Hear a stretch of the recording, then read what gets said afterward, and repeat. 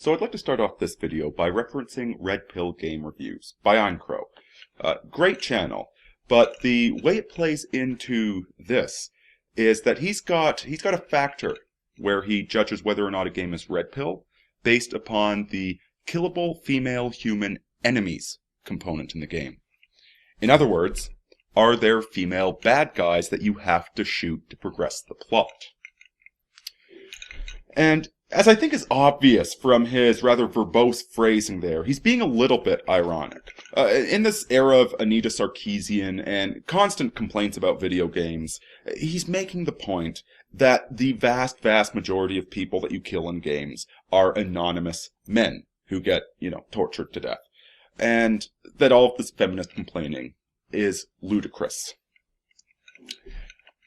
But let's keep in mind that reverse stupidity is not intelligence, and red pill is not masculinism. We're not reversed feminism. What the red pill is about is reality. And these video games where you have either playable female characters or killable female characters, well, this goes right back to the whole issue with women in the military. Let's completely ignore the fact that the strongest woman on the planet could not take an average guy in a fist fight. Let's completely overlook that and just simply look at how societies work. A society that sends its women to war is not a society that's going to survive for long. Eggs are expensive, sperm is cheap. Male valor, male duty, this is natural to the ethical core. But, although the red pill might be right-wing, we're certainly not Republican, are we? Women and children first is a good prescription for a society to survive and thrive.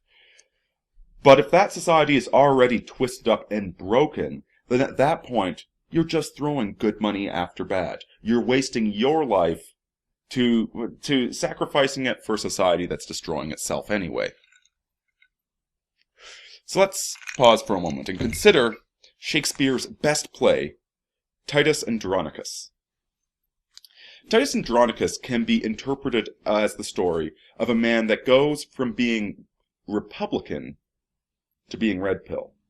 You have this general for Rome, who is a completely faithful soldier, who's won multiple wars and dragged Gauls back in chains, only to have the legitimate emperor, because he is so obedient, he follows the laws, that the younger brother, who's going to be the next emperor, who's a good man, he doesn't support him, but rather supports the legal emperor, who's a complete degenerate, who marries one of the barbarians, and then her two degenerate sex addict, drug addict sons go and rape his daughter, cut off her hands, and rip her tongue out.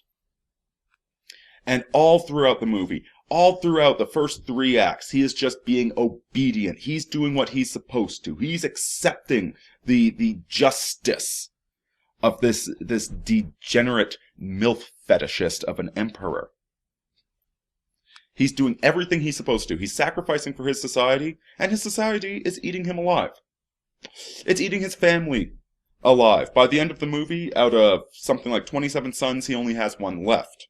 He's letting the society do this to him, because he's a good little Republican. Women and children first.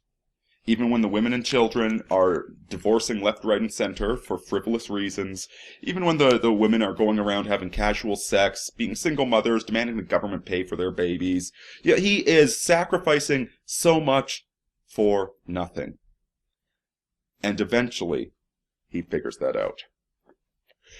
And the movie ends in the most glorious revenge story, where he utterly destroys his enemies with a smile on his face. And he does it with style. That is a true Shakespearean comedy, in my eyes. But the reason I tell you this story is because this is what the red pill is about. Is that the vast majority, probably all of us here in the alternative right, would happily have been a good little Republican. We've been an obedient little soldier. We believed in society growing up, and it was only after getting kicked in the teeth plenty of times that we started to notice that the game was rigged. Well, we've noticed that the game is rigged, and we realize that the rules aren't actually the rules. You twist them behind our backs when we're not looking. If we actually succeed at something, you're going to change the rules so that all of a sudden we get taxed out of business and Solyndra gets to make a profit even though it doesn't make anything anybody wants. Yeah, we're red pill, not Republican, and we're ready to drop everything of the system that isn't playing fair with us. So women and children first?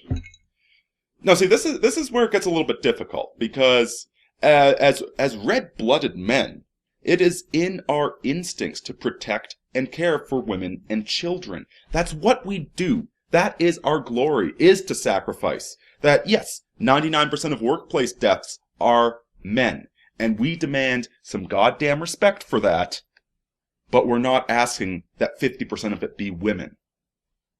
We know that women can't live up to those standards, and that we value women too much to let them even try in the first place. Only a sick, degenerate liberal would want 50% of workplace deaths to be female. We're the men, we're the heroes, but whom are we going to be heroes for? Imagine if you were parachuted in, all by yourself, not as some sort of military thing. You're just parachuted into a third world country, like Detroit, for instance. And you're walking down the street, and you see some guy just slapping the shit out of a woman. Now, our instincts are that we should stop this, that this is not right, that this disgusts us. But we're not Titus the Republican. We're Titus the revengeful red pill man. We know that here in this third world country of Detroit, that this woman getting slapped the shit out of, none of our business. She's not our sister. She's not our fellow citizen. There is no connection between us and her. And that even if we tried to intervene with this woman, the only result would be her stabbing us in the back while we're fighting her boyfriend or pimp. There's no winning scenario here. These are not our siblings, our friends, our fellow patriots and citizens. These are strangers. And you know, it's really not that much different living in the city that you live in. There's a great scene in the movie Barfly where Bukowski's character, he has these neighbors that are always, the husband just always beating the shit out of the wife. And the one time he walks into the apartment and says, "I've had enough of how you treat this lady," and the woman laying on the bed with the black eye starts screaming her head off at him. That's how it goes if you try and white knight. See, to be a true white knight, you need an actual society with a social order and a hierarchy. That knighthood needs to come from something higher, and our society doesn't believe in anything higher. So at this point, women and children first, that is an act of suicide. The only people that you, as a red pill man, should be sacrificing for are those who fit your standards of civilization. Now, what those standards are, this is where it gets a bit difficult. This gets to be a lot of individual choice. Friends and family, hopefully all good and decent people. You sacrifice for them. What if you see a little old lady walking down the street who's prim and proper with a kind look on her face? You know, the funny thing is, liberals with their damaged amygdalas can't actually tell the difference between good people and bad people, between people that are safe and people that are threats, but you know, we have functioning brains. We can tell at a glance whether somebody is good people or not. So of course you help that little old lady. And others, you know, people make mistakes. We've been fed terrible lessons our whole life. And every one of us is a screw-up. Not a single one of us has met our standard for moral civilized behavior. We're just trying to be better at it. So once in a while, you meet somebody that maybe they are worth the charity and the time and the risk of protecting them. But you gotta be very selective about it. You gotta be very, very picky and choosy. As for the feminists, here's the thing. Anytime I hear a feminist scream about equality, all I hear is a woman desperate to be dominated by a man.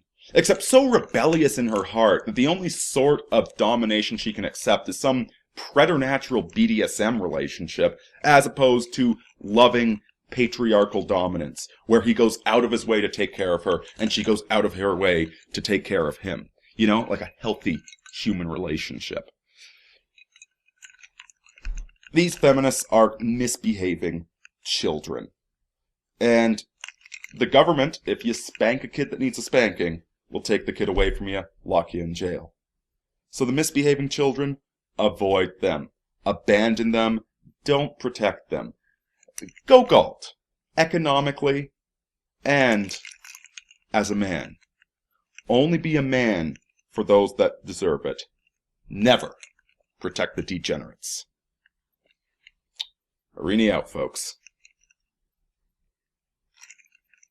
Get that filthy degenerate out of here!